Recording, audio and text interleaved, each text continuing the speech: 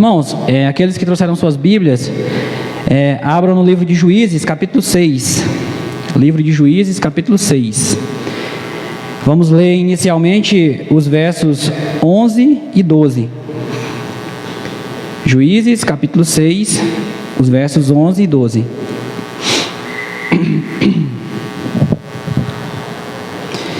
A propósito, para os irmãos que estão na live, para quem não me conhece, eu me chamo Josué, eu sou membro aqui da Igreja Batista da Fé de Marília.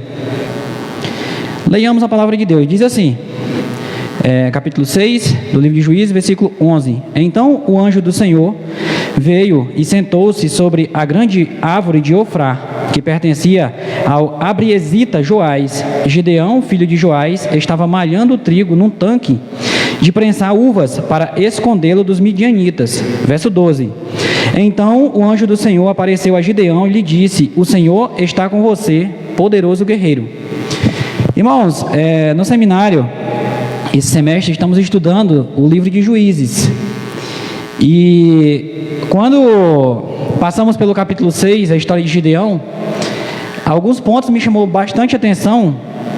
E eu sempre pensei, quando eu for pregar, eu vou passar um pouco desse conhecimento para os irmãos. Então, aqui, irmãos, nós vemos o chamado de Gideão para libertar o povo que estava cativo dos midianitas. Mas, para entendermos um pouco da história de Gideão, por que Gideão foi escolhido juiz sobre Israel? Nós sabemos que o nome por si só já diz juízes, Então, naquela época, eram juízes que governavam sobre Israel. Ainda não tinha rei em Israel. É preciso entendermos um pouco da história, o que estava se passando, para que Deus aparecesse e chamasse Gideão para libertar o povo que estava cativo dos midianitas. Veja bem, o livro de Juízes, ele por si só, ele é um ciclo. O povo, sabemos que aqui no livro de Juízes, o que tinha acontecido? O Moisés, Josué, eles já tinham morrido, o povo ele já estava na terra prometida, E o que acontece? Morreu toda aquela nação, aquela geração, aliás, veio uma outra geração. E a Bíblia diz que o povo ele começou a fazer o que era mal aos olhos de Deus. Nós vamos ver nessa história, no capítulo 6 de Juízes, muita idolatria, muita desobediência a Deus, muitas coisas que desagradavam a Deus. E o que acontecia? Quando esse fato ocorria, Deus ele levantava um juiz. Aqui Gideão, se não me engano, é o 5º ou 6º juiz do livro de Juízes, Aquele juiz ia lá, libertava o povo, daquela escravidão que estava sofrendo, que estava passando. Morria aquele juiz, o povo voltava a fazer o que era mal aos olhos do Senhor, voltava a fazer tudo o que era errado novamente. Deus pegava, entregava o povo novamente. Então era um ciclo, Era um ciclo, onde o fim era o começo e novamente morria aquele juiz. Parecia até o povo estava brincando com Deus. Deus ia lá, já tinha colocado o Israel na terra prometida, já tinha acontecido todas aquelas guerras antigamente para ganhar a terra ali. E depois que o povo estava lá, que era para desfrutar, que era para agradar a Deus, não, O povo fazia exatamente o contrário. O povo começava a pecar e desagradar a Deus, como a gente vai ver aqui mais para frente. Deus, quando colocou Israel na terra prometida, disse: essas nações que estão aí, vocês vão aniquilar elas. Vocês não podem conviver com essa nação. O povo fez exatamente o contrário. O povo começou o quê? A deixar aquela nação ali, não destruiu aquela nação. Houve até casamentos com nações pagãs. Resumindo, o povo foi se misturando. Por que Gideão foi escolhido juiz de Israel? Porque o povo de Israel fez o que era mal aos olhos do Senhor e foi entregue cativo aos midianitas. Gideão, no caso, seria o libertador do povo. Vejamos o que diz o verso 2. O verso 2 diz assim: os midianitas dominaram Israel, por isso os israelitas fizeram para si esconderijo nas montanhas, nas cavernas e nas fortalezas. Veja bem, o povo fez o que era mal aos olhos do Senhor, o Senhor pega, entrega eles cativos. aos midianitas, e outrora aquele povo que era para estar desfrutando das maravilhas de toda aquela terra, como a Bíblia diz, uma terra que manava leite e mel, eles vão passar a viver escondidos em cavernas, em esconderijos, para não ser mortos, né? Então, por quê? Por que acontece tudo isso, irmãos? A consequência do pecado, né? Eu quero comparar com vocês esse verso 2 com o que se passa nos dias atuais. O livro de Juízes é um livro que ele foi escrito há mais de 3, 4 mil anos, mas ele é um livro que ele se encaixa perfeitamente nos nossos dias atuais, certo? Nós estamos assim hoje, né? Nós estamos assim hoje. Quem não conhece um crente, né, que outrora ele estava na igreja, estava tudo bem, estava igualzinho o povo estava aqui, né? Porque uma coisa, irmãos, que se nós estamos com Jesus, nós temos tudo, né? Não pode passar problemas, situações difíceis, mas a gente estando com Jesus, a gente tem tudo, né? Mas por causa da consequência do pecado, às vezes acontece exatamente isso que estava acontecendo aqui no livro de Juízes, né? A pessoa é oprimido, né? Cai nas garras do inimigo por causa do pecado, e às vezes ainda reclama, fica questionando: Senhor, por que eu estou passando por isso? Como a gente vai ver aqui mais na frente, né? Irmãos, eu quero fazer ênfase outra coisa. Quem era os midianitas aqui, que estava tornando o povo de Israel cativo? Os midianitas, eles eram um povo pagão, que adoravam os Balaíns. Balaim significa uma aglomeração de deuses. Geralmente eram deuses da fertilidade, da produção, essas coisas. Os midianitas, eles eram descendentes de Midian, que era filho de Abraão, que Abraão despediu, né, porque eles não teriam direito à herança, que era de Isaac, e eles eram filho de Quetura, né, que foi a segunda mulher de Abraão, ou concubina de Abraão, né? A gente pode ver essa referência, não vou ler, mas só para situar os irmãos, em Gênesis capítulo 25, o verso 1 e 2, né? Então, só para os irmãos entenderem melhor quem eram os midianitas, quem era esse povo, né, que estava escravizando o povo de Israel. Aí o que acontece, né? O povo está lá sofrendo, o povo tá passando por dificuldade, o povo está cativo, o povo está tendo que se esconder em cavernas, né? Ou seja, né, tá comendo o pão que o diabo amassou, que nem diz a história, né? Tá ruim, tá difícil, tá passando fome. Aí o povo vai clamar ao Senhor. No verso 6 diz assim: por causa de Midian, Israel empobreceu tanto que os israelitas clamaram por socorro ao Senhor.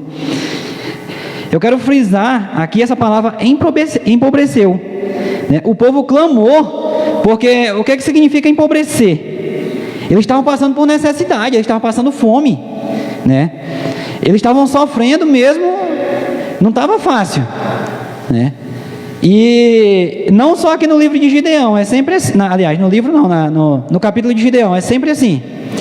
Quando o povo tá difícil o negócio, tá ruim, aí o povo vai lá e clama ao Senhor. Aí quando clama ao Senhor, o Senhor ainda é tão compassivo, assim como é com nós também, né, conosco. A gente peca todos os dias, é frágil, e aí a gente clama ao Senhor e o Senhor ainda nos abençoa, né? Igualzinho aqui, né? No verso 8, vai dizer que o Senhor ouve, né, o povo clamando, diz assim: ele lhes enviou um profeta que disse: assim diz o Senhor, o Deus de Israel, tirei vocês do Egito, da terra de escravidão, e os livrarei do poder do Egito e das mãos de todos os seus opressores, expulsei-os e dei a terra. Então, irmãos, esse profeta, a Bíblia não diz o nome desse profeta, mas o fato é que eles clamam ao Senhor, né, e o Senhor ouve, né, e o Senhor aqui dá a garantia para eles que vai libertar eles. O profeta anuncia a libertação no verso 8 e 9, mas no verso 10 o Senhor adverte eles. Veja o que o Senhor fala no verso 10: e também disse a vocês: eu sou o Senhor, o seu Deus, não adorem os deuses dos amorreus, em cuja terra vivem, mas vocês não deram ouvidos. Certo? Gideão, aqui mais para frente, ele vai falar uma coisa interessante. Ele vai dizer que, quando o Senhor chama ele, ele vai dizer: ah, Senhor, mas por que se o Senhor é conosco, por que o Senhor deixou a gente sofrer tudo isso que a gente está passando? A resposta já está aqui no verso 10. né? Por que o povo estava sofrendo tanto? Por que o povo estava cativo? Porque o povo deixou de fazer a vontade de Deus, porque o povo se misturou com aquelas nações pagãs, e ainda diz mais, o povo estava adorando os deuses dos amoreus lá, né? Dos amonitas, né? Ou seja, essa geração, ela era uma geração que eles tinham, né? Tanto é, a prova é que eles conheciam o Senhor. Quando eles estavam no aperto, o que é que eles faziam? Eles clamavam o Senhor, né? Então, o que é que a gente entende disso? Que eles conheciam, possivelmente os seus antepassados, eles ensinaram, né, a lei para eles. Aqui, eles já tinham acesso à lei, a lei já tinha sido escrita lá atrás, certo? Só que mesmo assim era um povo que não dava ouvido, né? É isso que eu estou querendo passar para os irmãos, que o livro de Juízes, ele é um livro atual, né? Hoje está igualzinho, né? As pessoas sabem que existe um Deus, as pessoas sabem que existe Jesus Cristo, as pessoas sabem que Ele morreu por nós, as pessoas sabem que só Ele para nos levar para o céu, mas mesmo assim, não se importam, simplesmente não estão nem aí, estão igualzinho aquela nação. Eles sabiam que lá atrás eles tinham sido cativos, né, do Egito, mas não se importavam, né? Aí quando o Senhor ia lá, pesava a mão, que eles começavam a sofrer, aí eles clamavam ao Senhor. Me digam se hoje é diferente. Não é, irmãos, igualzinho, né? É muito mais fácil hoje uma pessoa, ela se entregar para o Senhor, ela aceitar Jesus, quando ela está passando por um momento difícil, seja uma doença, seja um momento financeiro, seja o que for, do que ela aceitar Jesus quando está tudo bem. Não sei se os irmãos já observaram isso, mas eu observei. Você prega para uma pessoa não cristã, né? Uma pessoa que não conhece o Evangelho, ela está com a vida bem estruturada, ela até ouve, mas ela não quer saber, não quer mudar. Igualzinho o povo estava aqui. Infelizmente, isso é uma dura realidade. Cabe a nós não desistir, né, irmãos? Porque já sabemos também que não vai ser fácil. Mas essa é a verdade, né? O mundo, ele não quer saber de Deus, né? A própria nação santa, aqui, né? O povo escolhido de Deus, ele não queria saber de Deus. Eles preferiam seguir o mundo, né? Eles preferiam seguir o que estava ali na hora, o que aquelas outras nações faziam, né? Cabe a nós aqui também fazer ênfase em uma coisa: não podemos nos misturar, certo? Com o que está lá no mundo. Outro dia eu estava conversando com uma pessoa e ela falou a seguinte frase para mim. Ela disse: mas hoje as coisas mudaram, hoje está mais evoluído, a gente tem que parar com esses pensamentos ancestrais. E eu fiz a seguinte pergunta para ela em seguida: a Bíblia mudou? Ela falou não. Eu digo, então não tem o que fazer, a Bíblia não mudou, a Bíblia é a mesma, certo? Agora aí eu completei, eu disse: agora esse tipo de pensamento é o que Satanás ele tem colocado em nossas mentes, através de pessoas usadas por ele, né? Que a gente tem que mudar, a gente tem que inovar, a gente tem que ser novo, tem que parar de ser ancestral, tem que parar com esse pensamento de homem das cavernas, certo? É isso que até muitas igrejas hoje em dia têm inovado, né? Muitas ainda que se dizem batista, que só tem o termo batista, mas doutrina não tem mais nenhuma, né? Então, irmãos, vamos dar continuidade aqui. Agora, vamos entrar propriamente dito na história de Gideão, o chamado de Gideão, como a gente leu aí os versos 11 e 12, né? Vamos ver algumas características de Gideão. Primeira, Gideão, ele era um guerreiro poderoso. No verso 12 diz assim: então o anjo do Senhor apareceu a Gideão e lhe disse: o Senhor está com você, poderoso guerreiro. Certo? Irmãos, eu não quis ler do 1 até o 11, porque para não ficar muito grande a mensagem. Mas se depois os irmãos quiserem ler, a Bíblia diz que esse povo, os amalequitas, tudo o que o povo de Israel ele produzia, eles vinham como gafanhotos e destruía tudo, todas as plantações, o gado, as ovelhas, certo? Resumindo, o povo de Israel ele estava numa miséria total, estava passando fome, estava sofrendo. Mas vejam que no verso 11 diz assim: o anjo do Senhor veio e sentou-se sobre uma grande árvore de Ofrá, que pertencia ao abriezita Joás. Gideão, filho de Joás, estava malhando o trigo num tanque de prensa uva para escondê-lo dos midianitas. Certo? Por que o Gideão ele estava malhando esse trigo nas uvas para esconder, porque senão, se ele não fizesse isso, os amalequitas vinham lá e destruía tudo daquilo dali. Mas vejam como faz sentido que ele é um guerreiro poderoso. Por isso o Senhor escolheu isso. Ele, mesmo com todas as adversidades, ele conseguia produzir o trigo dele. Os midianitas, eles não destruíam a plantação de Gideão. Mesmo com dificuldade, ele estava conseguindo produzir. Possivelmente, a Bíblia não fala isso, mas ele conseguia defender, né, a plantação dele. E os midianitas não destruíam. Por isso que eu quero fazer ênfase com isso. Ele era um guerreiro poderoso. Segundo ponto, Gideão, ele era um homem forte. Verso 14. O Senhor se voltou para ele e disse: com a tua força que você tem, vá e liberte Israel das mãos dos midianitas. Certo?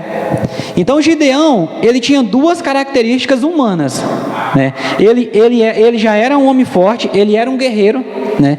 Ele tinha, como é que eu posso dizer assim? Ele tinha capacidade, ele tinha dons, né, que naquele momento Israel precisava de um homem forte, né? Israel precisava de um homem que tivesse coragem para ir lá e enfrentar aquela nação. E outra coisa, a gente vai ver aqui mais para frente que aquela nação, ela era uma nação gigantesca, os midianitas, né? E de certo ponto o povo, ele estava tão fraco espiritualmente que ele se acovardou. Ele não tinha mais força para enfrentar aquilo ali. Eles vinham, destruíam todas as plantações e o povo nada fazia, certo? Mesmo vendo lá atrás tudo que o Senhor fez, tudo que o Senhor proveu, as batalhas que seriam impossíveis de ser ganhas se fosse olhar a olhos humanos, mas o povo estava numa fraqueza espiritual tremenda, certo? Agora me digam, a gente também não se sente assim às vezes? Mesmo sabendo o que o Senhor fez, né? Fez lá no passado, faz e fará por nós, a gente não se sente assim às vezes? É por isso que eu digo para vocês que o livro de Juízes é um livro muito atual, né? O que aquela nação passava, às vezes nós passamos dentro dos nossos lares, na nossa família, na nossa casa, todos os dias, né? Infelizmente. E muitas das vezes a gente faz igual o povo estava fazendo aqui, né? Os midianitas iam lá, né?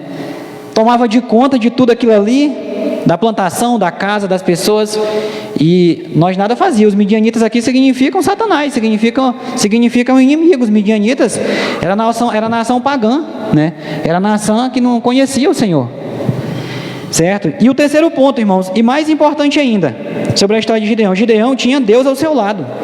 No verso 14, no finalzinho aí diz assim, ó: não sou eu quem está te enviando, certo? Então, recapitulando, Gideão, ele era um guerreiro poderoso. Gideão, ele era um homem forte, já vimos isso. E o mais importante de todos, Gideão, ele tinha Deus ao seu lado. Então, se a história parasse aqui, Gideão, ele tinha todos os pontos para simplesmente ele ir lá e arrebentar com aquele povo lá, certo? Mas aí agora a gente vai passar e a gente vai ver que ele fez exatamente o contrário, né? Vamos ver aqui, peraí, deixa eu ver isso daqui. Gideão se acha incapaz e começa a questionar a ordem de Deus, os versos 13 e 15. Ah, Senhor, Gideão respondeu. O Senhor chama ele, né, no verso 11 e 12 e verso 13. Se o Senhor está conosco, por que aconteceu tudo isto? Onde estão todas as tuas maravilhas que nossos pais nos contam? Lembram que eu falei que eles conheciam a lei, conheciam as histórias que foram contadas pelos antepassados deles? Por que eles estavam no pecado? Porque eles queriam, mas eles conheciam a lei. Não foi o Senhor que nos tirou do Egito? Olha o que eu falei. Mas agora o Senhor nos abandonou e nos entregou nas mãos de Midian. Eu quero frisar com vocês, irmãos, a fraqueza espiritual que Gideão se encontrava naquele momento, né? O Senhor veio e falou com ele, disse que era o Senhor que estava com ele, né? Mas ao invés dele acatar a ordem que o Senhor lhe deu, ele passa a questionar. Esse verso aqui, ele é um verso muito forte da história de Gideão, né? Porque se vocês entenderam como eu entendi aqui, ele passa a culpar a Deus, ele passa a jogar a responsabilidade, né, do povo estar naquela situação, sofrendo, passando fome, sendo cativo, a Deus. Veja só o que ele diz: não foi o Senhor que nos tirou do Egito, mas agora o Senhor nos abandonou, né? Veja bem, ele está jogando a responsabilidade do povo e está sofrendo a Deus, ele está culpando a Deus, na verdade, né? E aqui no verso 10, o que foi que o Senhor falou? Eu sou o Senhor, o seu Deus, não abandonem, não adorem os deuses dos amoreus, em cuja terra vive, mas vocês não me deram ouvido, né? O Senhor já tinha falado para eles, né? Olha, vocês têm que ir lá, vocês têm que aniquilar esse povo. O que eles fizeram? Eles estavam adorando, né? Aí o Senhor foi lá, deixou eles padecer, né? Sofreu um bocadinho para aprender. E aí, quando o Senhor chama o seu libertador, o próprio juiz, o que o juiz vai falar? Vai jogar a culpa para Deus, né? O que eu entendo disso? Que Gideão, ele estava numa fraqueza espiritual muito grande, porque o Senhor já tinha falado com ele, o Senhor já tinha feito a promessa que estava com ele, que ele fosse para a batalha, que ele ia libertar o povo, que Deus era com ele, mas não. Ele começa a questionar, certo?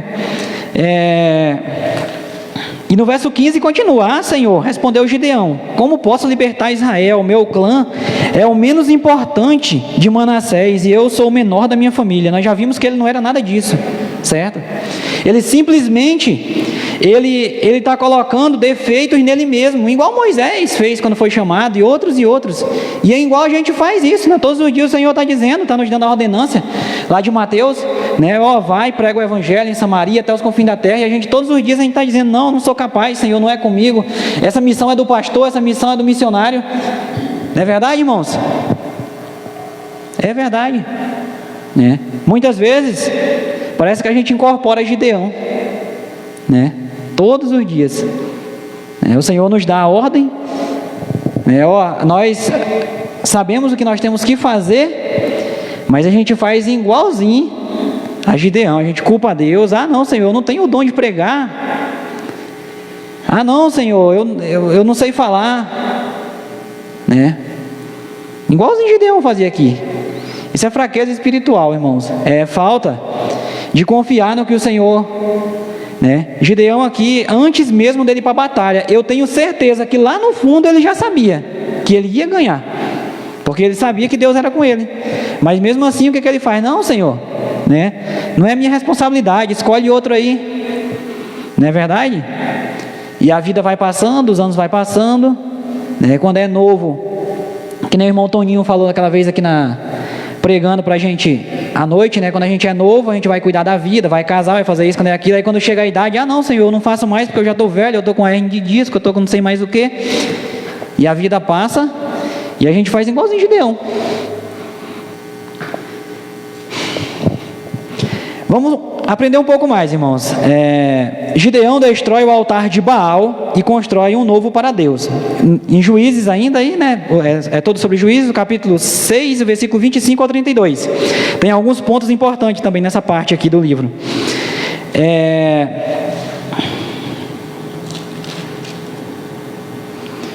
Naquela mesma noite, o Senhor lhe disse: separe o segundo novilho do rebanho de seu pai, aquele de 7 anos de idade. Despache o altar de Baal que pertence a seu pai e corte o porte sagrado de Ácera que está ao lado do altar. Depois faça um altar para o Senhor, o seu Deus, no topo desta elevação. Ofereça o segundo novilho em holocausto com madeira do porte sagrado que você irá cortar. Assim Gideão chamou 10 de seus servos e fez como o Senhor lhe ordenara. Mas com medo da sua família e da sua cidade, fez tudo de noite e não durante o dia. De manhã, quando os homens da cidade se levantaram, lá estava demolido o altar de Baal, com o porte sagrado ao seu lado, cortado, e com o segundo novilho sacrificado no altar recém-construído. Perguntaram uns aos outros: quem fez isso? Depois de investigar, concluíram: foi Gideão, filho de Joás. Os homens da cidade disseram a Joás: traga seu filho para fora, e ele deve morrer, pois derrubou o altar de Baal e quebrou o porte sagrado que ficava ao seu lado. Joás, porém, respondeu à multidão hostil que o cercava: vocês vão defender a causa de Baal? estão tentando salvá-lo. Quem lutar por ele será morto pela manhã. Se Baal fosse realmente um deus, poderia defender-se quando derrubaram seu altar. Por isso, naquele dia chamaram Gideão de Jerubaal, dizendo que Baal dispute com ele, pois derrubou o seu altar. Irmãos, o primeiro ponto que eu quero chamar a atenção aqui no que foi lido para vocês é no versículo 25. Não sei se vocês perceberam que o altar de Baal pertencia a Joás, que era pai de Gideão, certo? Por que eu quero falar um pouco para vocês disso daqui? O que Joás era? Israelita. Joás era israelita. E na casa dele, ele tinha um altar levantado, onde possivelmente ele, a casa dele, ou até mesmo aquela cidade ali, ia lá e adorava Baal, certo? Então, só para vocês entenderem a situação, a pobreza espiritual que o povo de Israel estava vivendo, certo? Não era brincadeira, não, era uma situação, sabe, decadente mesmo. Porque um povo, como a gente já leu anteriormente, né, que o próprio Gideão, ele falou, né, que conhecia a história, né, que conhecia a lei, né, mas para que vocês entendam a decadência que aquele povo estava, um israelita, pai do que vai libertar Israel, na sua própria casa ele de um altar de adoração a Baal. Então, irmãos, sabe, é muito complicado, porque se isso pode ou não pode acontecer conosco. Irmãos, lá na minha terra, eu conheço pessoas que já foram crentes, que tocavam, que cantavam no ministério de louvor da igreja, e que hoje eles estão numa situação igualzinha a essa aqui, ou até pior, sabe? Hoje vive numa situação, numa decadência espiritual, no pecado mesmo, sabe? Como fala lá no Salmo 40, num tremendal de lama, sabe? Soterrado mesmo no pecado, e vivem as suas vidas como se, sabe, não existisse mais Deus, nada importasse. É uma situação complicada. Infelizmente eu tenho pessoas na minha família assim, sabe? Uma vez eu questionei uma pessoa, eu disse: olha, eu não sei como você se diz que um dia você foi crente, você cantava no ministério de louvor, e hoje você vive a sua vida dessa forma, o Espírito Santo ele não te toca, e ela simplesmente, ela não mostrou compaixão nenhuma. Era dessa forma que o povo estava vivendo, sabe? Para esse povo dessa época aqui, eles adoravam Baal lá. Nós não estamos falando de outro povo não, irmãos. Aqui nós estamos falando do povo de Israel. Era normal, sabe? Era como eles virem à igreja aqui hoje, e a gente cantar louvores para Deus, ouvir a mensagem, terminar e ir embora. Eles faziam a mesma coisa, só que lá era adorando Baal. Entendeu, irmãos? Por isso, a necessidade do cuidado, sabe? A necessidade do cuidado com a nossa fé, sabe? Da gente estar vigiando, a gente estar orando, a gente estar lendo a Bíblia. Porque, irmãos, não pense que porque você, ou porque eu, estamos dentro da igreja, já está protegido e tal. Vigia e ora porque os dias são maus, né? É o que eu acabei de dizer. Eu conheci irmãos lá na minha terra, que a pessoa tinha ministério dentro da igreja. Hoje ela vive lá no mundão mesmo, sabe? Não tem mais ali, sinceramente, só Deus. E você fala para a pessoa, e a pessoa parece que nunca viveu dentro da igreja, nunca conheceu o evangelho, está simplesmente entregue nas mãos do inimigo. E se a gente não fizer isso, isso pode acontecer com a gente também, sabe? Quantos irmãos que tinham 10, 20, 30 anos, né, dentro da igreja, né, era ofertante, era pregador, era tocador, era músico, cantava no ministério de louvor, e hoje em dia, sabe, o espírito parece que ou simplesmente nunca foi crente, né?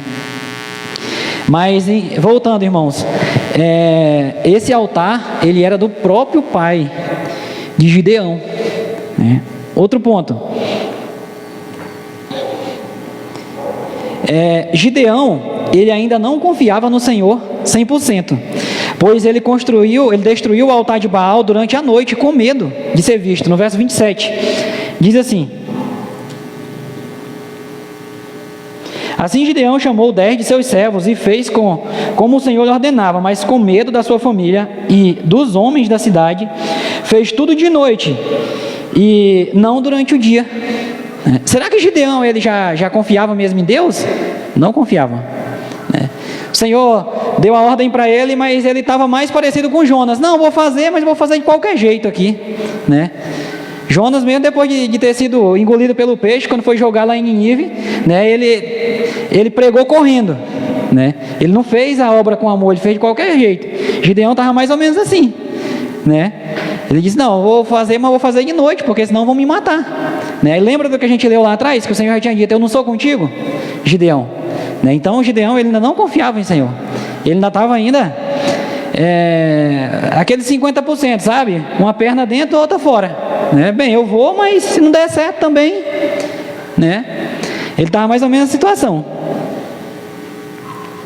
No verso 31 tem uma coisa importante que me chamou a atenção. Joás, porém, respondeu à multidão hostil que o cercava: vocês vão defender a causa de Baal, estão tentando salvá-lo. Quem lutar por ele será morto pela manhã. Se Baal fosse realmente um Deus, poderia defender-se quando derrubaram o seu altar. Irmãos, eu não sei se vocês perceberam, mas no meu modo de interpretar a Bíblia, Joás, ele tinha o altar, né? Ele estava pecando, mas eu acho que esse ato que Gideão fez, mesmo à noite, mesmo sendo um pouco covarde, né, de derrubar o altar, fez com que Joás, seu pai, cresça em Deus primeiro que Gideão, né? Porque o que a gente acabou de ler, ele disse: se Baal fosse realmente um Deus, ele tinha a capacidade de defender-se sozinho, né? O que é que ele mostra com isso? Ele entendeu, né? Ele entendeu que aquele Deus ali era um Deus com D minúsculo, né? Aquele Deus ali não era nada, certo? E na minha intenção, se fosse no Novo Testamento, ele tinha crido em Jesus primeiro do que o próprio juiz aqui, que é Gideão, né? Gideão, ele se assemelha aí muito com Tomé. Os versos 36 a 40, ele nos prova isso. Diz assim: e Gideão disse a Deus: quero saber se vais libertar Israel por meu intermédio, como prometeste. Vê, colocarei uma porção de lar na eira. Se o orvalho molhar apenas a lã e todo o chão estiver seco, saberei que tu libertarás Israel por meu intermédio, como prometeste. E assim aconteceu. Gideão levantou-se bem cedo no dia seguinte, torceu a lã e encheu uma tigela de água do orvalho. Não satisfeito ainda, disse ainda Gideão a Deus: não se acenda a tua ira contra mim. Deixa-me fazer só mais um pedido. Permita-me fazer mais um teste com a lã. Desta vez, fazei ficar seca a lã e o chão coberto de orvalho. E Deus assim fez naquela noite. Somente a lã estava seca, o chão estava coberto de orvalho. Lembram da história de Tomé? Tomé, ele já estava vendo Jesus ressuscitado, certo? Mas mesmo assim ele teve que ir lá e disse: Senhor, deixa eu tocar, né? Deixa eu tocar. Gideão, ele já tinha visto, prova ele já tinha o suficiente. O Senhor já tinha chamado ele, né? O Senhor já tinha dito: eu sou contigo. Ele já tinha destruído o altar de Baal e não tinha sido morto, não tinha acontecido nada com ele, né? Mas mesmo assim ele queria mais prova, né? O Senhor deu a primeira prova, né? Ele torceu a lã, estava molhada, e disse: não, faz mais um, agora eu quero que a lã esteja enxuta e o chão esteja molhado. O Senhor fez, e acreditem ou não, o camarada ainda não acreditou. A gente ainda vai ver mais aqui na frente que ele ainda continuava duvidando, né? Por isso que eu disse que ele se assemelha aí muito com Tomé, né, irmãos? E fazendo ênfase aos nossos dias, tem alguma coisa diferente de Gideão e a gente? Não tem, né? Deus está mostrando todos os dias a sua compaixão para conosco, primeiramente no seu ato maior, que foi enviar Jesus Cristo para nos salvar, né? Uma vez já cristão, já crente, já aceitado Jesus, mesmo assim, né, a gente vendo a transformação que Jesus fez, mas a gente ainda continua questionando, continua duvidando, continua se achando incapaz, todos os dias, né? Então, eu só chego à seguinte conclusão: a gente muitas vezes é muito Gideão, a gente é muito Tomé mesmo, né? Então, irmãos, vamos andar. Chegamos, né? Vamos recapitular aqui um pouquinho, né? Ele é chamado, eu já expliquei o porquê, que o povo estava sendo cativo dos amonitas. Já estudamos um pouco, né, da história de Gideão, o seu chamado, né, a sua dúvida, né, os seus questionamentos a Deus. Agora chegou os preparativos para a batalha, certo? Agora vamos para o capítulo 7. Quem foi para a guerra com Gideão? A Bíblia não fala, mas fazendo cálculos simples, vemos que Gideão ele conseguiu reunir 32 mil homens, né, para a batalha a princípio. Capítulo 7, o verso 1 ao 3, diz assim: de madrugada Jerubbaal, isto é, Gideão e todo o seu exército, acampou junto à fonte de Arode, o acampamento de Midian. Estava ao norte deles, no vale, perto do monte Moré. E o Senhor disse a Gideão: você tem mais gente para eu entregar Midian nas suas mãos, a fim de que Israel não se orgulhe contra mim, dizendo que a sua própria força o libertou. Anuncie, pois, ao povo que todo aquele que estiver tremendo de medo poderá ir embora no monte de Gileade. Então 22 mil homens partiram e ficaram apenas 10 mil. Eu quero comentar um pouco sobre esses 22 mil homens, aliás, né, que partiram. Como fala aí no verso 3. Esses 22 mil que partiram, irmãos, né, eles são aquelas Maria vai com as outras, sabe? Eles são aqueles que ele até está dentro da igreja, né? Eles são aqueles que está tudo bem, está tudo certo. Então, beleza, sou crente. Quando vem o problema, quando vem as provações, quando vem as tentações, ele se afasta, certo? Ou então até pior, ele é aquele irmão que ele passa 10, 20, 30, 40 anos, ele morre, o corpo dele é velado na igreja, mas ele nunca faz nada para Deus. Ele é simplesmente aquele crente de banco. Esse é o tipo de crente que Satanás mais adora, sabia? É aquele tipo de crente que ele é crente, ele morrer, ele vai para o céu, mas ele não faz nada para Deus, né? Ele não faz nada para Deus, sabe? Satanás já sabe que aquela alma ali morreu, vai para o céu, mas ele não está chamando mais um, né? Ele não está fazendo nada para o reino de Deus acrescentar, certo? Ele é só mais um crente. Esses 22 mil era assim, eles estavam lá, talvez por folia, nossa, tem 32 mil homens aqui, né? Mas na hora ali que Gideão, agora a gente vai para a batalha mesmo, né? 22 mil era covarde, né? Não, aqui não é pra gente, a gente vai, se Deus, né? Lembra do que eu falei lá atrás? A frieza espiritual que o povo estava? Esses 22 mil aqui se encaixava justamente nisso, né? Eles tinham medo. Bom, se Deus não estiver com a gente, e aí, o que vai ser? A gente vai morrer, vamos embora. Deixa eles aí, eles se viram aí e... né? Não tem crente assim? Beleza, não é comigo, por que eu vou me importar? Né? Se fosse o contrário, você acha que Deus não já sabia? Se eles tivessem ido para a batalha, se aqueles ali tivessem ido para a batalha, a história não seria vitoriosa. Com toda certeza o povo, os 32 mil lá, eles iam ser derrotados, porque na hora que realmente, que nem diz a história do vamos ver mesmo, eles iam fugir, eles eram covardes.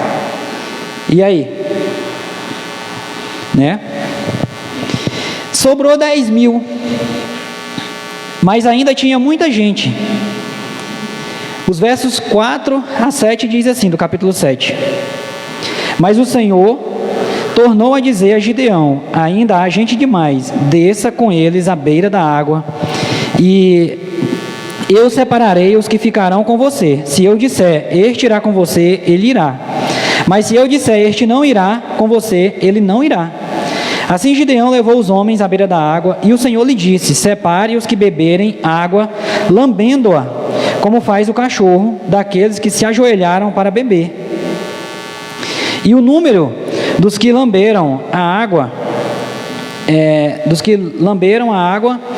levando a boca, foi de 300 homens. Todos os demais se ajoelharam para beber. O Senhor disse a Gideão: com os 300 homens que lamberam a água, livrarei vocês e entregarei os midianitas nas suas mãos. Mande para casa todos os outros demais. Irmãos, esses 10 mil que aqui ficaram, eles eram homens corajosos, né? A prova é que Gideão deu a oportunidade: ó, quem está com medo, vaza, pode ir embora, né? E aqueles 22 mil foram embora, ficou 10 mil, né? Esses 10 mil aqui, eles estavam preparados a morrer se fosse preciso, certo? Eles estavam preparados a cair até o último homem se fosse preciso, né? Eles estavam dispostos a enfrentar a labuta, a guerra, em nome de Deus. Mas tem uma coisa que me chama a atenção aqui: não era o momento deles, certo? Não era o momento deles. Esses 9.700 que o Senhor separou por esse simples ato, né, de beber água encostando a boca, resumindo, encostando a boca na água, né, só por esse ato eles não foram para a batalha. Mas o que eu aprendi? Não era o momento deles, certo? Nós temos que entender isso para a nossa vida, né? Muitas vezes você entra numa empresa, por exemplo, só citando um exemplo bem prático, entra você e mais 3, e em 2 meses, daquelas 4 pessoas que entraram, ele sobe de cargo. Beleza, parabéns para ele, certo? Mas muitas das vezes, o que acontece? O camarada pede as contas com raiva, porque ele achava que tinha que ser ele, certo? Resumindo, é egoísta, né? Muitas vezes na igreja também, né? Você se esforça e tal, mas o pastor, ele vai lá e nomeia uma outra pessoa que você queria que aquele cargo fosse seu. Aí o que o camarada faz? É de ir lá e dar os parabéns. Parabéns, irmão, que deu tudo certo. Não, faz exatamente o contrário. Ele se afasta, ele fica rancoroso, ele fica lá no banco, ele não faz mais o seu ministério, né? O que Deus colocou para ele fazer. Diga-me, tem ou não tem irmãos assim? Tem. Tem ou não tem na sua empresa assim? Tem, eu vi isso na minha empresa outro dia acontecer. Sabe? Não era o momento deles, irmãos. Vai chegar a sua hora, vai chegar a minha hora? Vai, claro. O Senhor, Ele tem tempo para todo o propósito debaixo do céu e da terra, como diz a Bíblia. Mas se não é o meu momento, se não é o seu momento, se não é naquele momento que Deus quer te usar, que Ele quer me usar, a gente tem que entender isso daí, certo? E a Bíblia não fala que aqueles 9.700 homens que queriam ir para a batalha, que eram corajosos, reclamaram, não fala. Resumindo, então, se o Senhor está dizendo que com esses 300 aí, eles vão vencer, vamos orar, vamos apoiar, né, e pronto, certo, irmãos?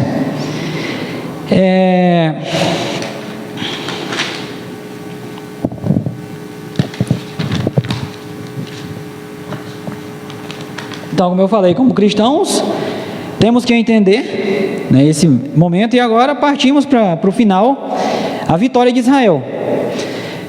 Também no capítulo 7, do versículo 9 ao 15, diz assim: naquela noite, o Senhor disse a Gideão: levanta-te e desce ao acampamento, pois vou entregá-lo nas suas mãos. Se você está com medo de atacá-lo, desça ao acampamento com seu servo Pura e ouça o que estiverem dizendo. Depois disso você terá coragem para atacar.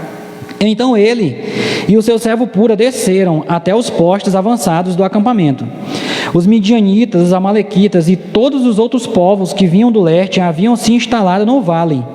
Eram numerosos como nuvens de gafanhotos, assim como não se pode contar a areia da praia. Também não se podia contar seus camelos.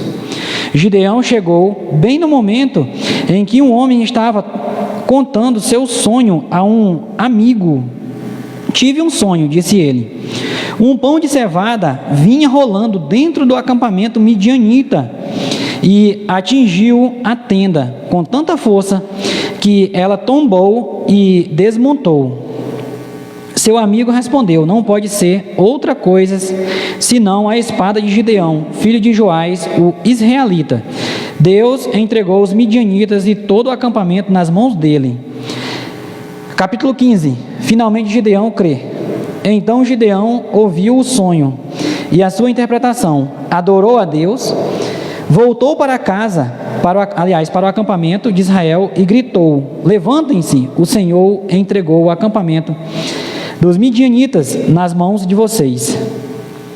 Então, irmãos, a gente vê que no verso 10 e 11, não vou mais ler, já foi lido, mas Gideão ele ainda tinha medo, né? O Senhor disse: olha, Gideão, se tu ainda está com medo, agora foi Deus que testou Gideão, foi o contrário, Gideão estava tentando testar Deus. Aí Deus vai lá: ó, Gideão, se tu ainda está com medo, desce, vai lá, né, com teu servo pura, e vê o que eles estão falando lá. Aí a prova que Gideão estava com medo, o que o Gideão fez? Pegou o servo dele e foi lá, escondido, né? Aí quando chegou lá, ele viu que até os próprios midianitas já sabiam que ia ser derrotado, né? Você vê que o camarada aqui, o que ele falou? Ele disse: olha, eu tive uma visão, né? E eu estou vendo aqui que Gideão ele vai vir e ele vai nos derrotar, né? Até a nação inimiga já sabia que ia perder, e mesmo assim Gideão ainda não cria, né? Parece até uma brincadeira, né? E aí só no verso 15 lá é que Gideão finalmente ele vai crer, né? Ele diz: quando Gideão ouviu o sonho e a sua interpretação, adorou a Deus. Finalmente, parecia que a gente ia ler o livro de Juízes inteiro e Gideão ele não ia crer em Deus, né? E aí ele disse: olha, agora vamos, né? Volta para onde está o acampamento dos 300 homens, né? E diz: olha, agora o Senhor, ele realmente, ele vai nos entregar, né, os midianitas. Nos versos 16 ao 22, diz assim: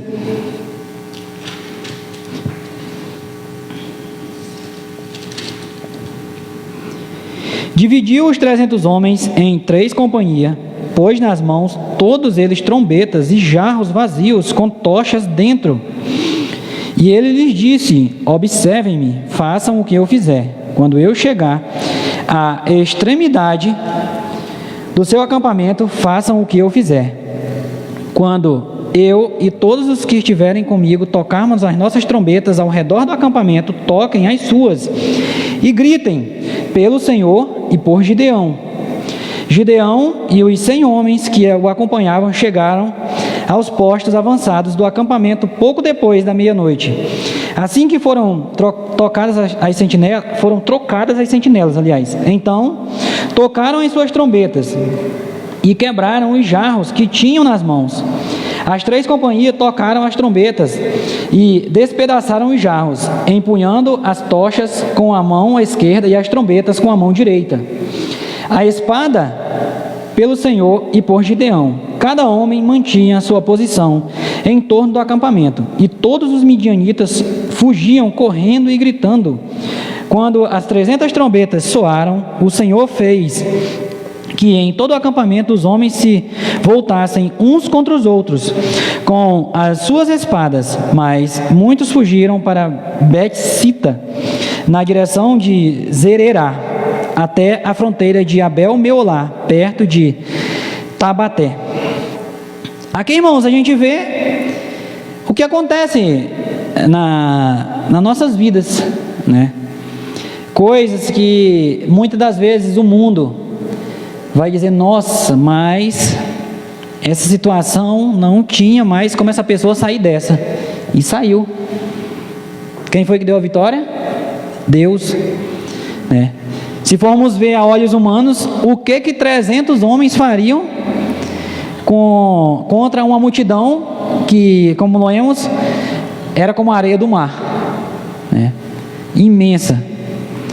Mas, irmãos, uma coisa que a gente tira de lição aqui desse texto que a gente leu agora, já para finalizar, é que quando Deus está na frente, pode até parecer impossível aos olhos humanos, mas para Deus, quando Ele quer, nada é impossível, né? Eu tenho certeza que se eu sair perguntando a cada um dos irmãos aqui depois do culto, irmão, você já viu um milagre?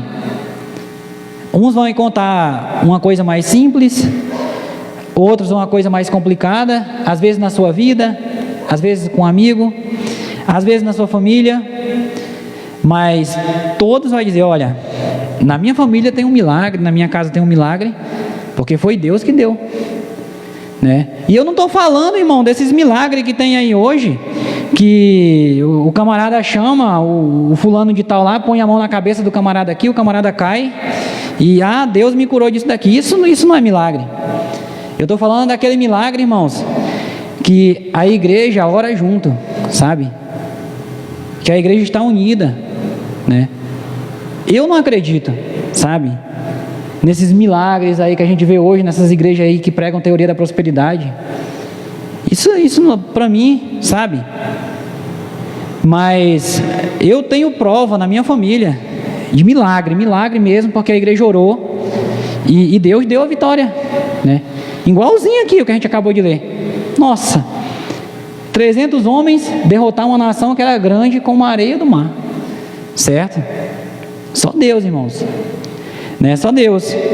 Mas para finalizar, tem uma coisa que me chamou a atenção aqui no verso 21, que diz assim: